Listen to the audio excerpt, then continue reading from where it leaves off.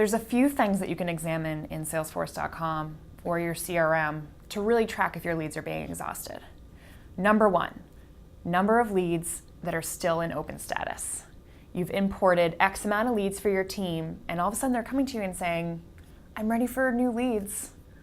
Well, there's still 50% of your leads in open. So let's go back in and determine, why are we saying we're out of leads when we still have all these open leads to be calling into? Number two, contacting. This is a really important status, and what we sort of determine as being contacting status leads are those that have had a touch point made against them, which would be a call or an email.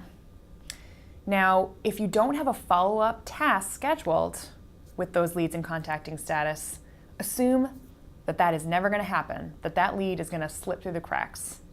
Also important to track with the leads in contacting status, has there been a touch point made against them in the last 15 days? If there hasn't, it's probably getting lost in the abyss of your Salesforce account.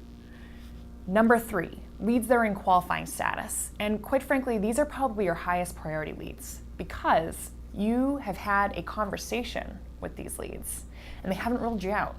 They're interested, but not quite at the point where they're ready to take an appointment or a call or a demo with your field rep.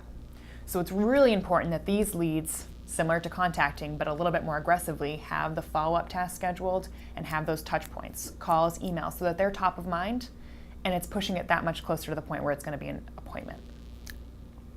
Number four, unqualified. And this is an interesting one because what you find is that a lot of times your lead qualifiers will be very quick to mark the status as unqualified. Make sure that you do have a field that indicates why it is put into unqualified status, but it's important that you as a manager on a weekly basis are really reviewing these unqualified leads. Is it just that they're put there prematurely because your lead qualifiers want to raise their hand once again and say, I need more leads? Or is it because they're truly unqualified? These are all four things to examine within your Salesforce or your CRM to understand, are your leads truly being exhausted?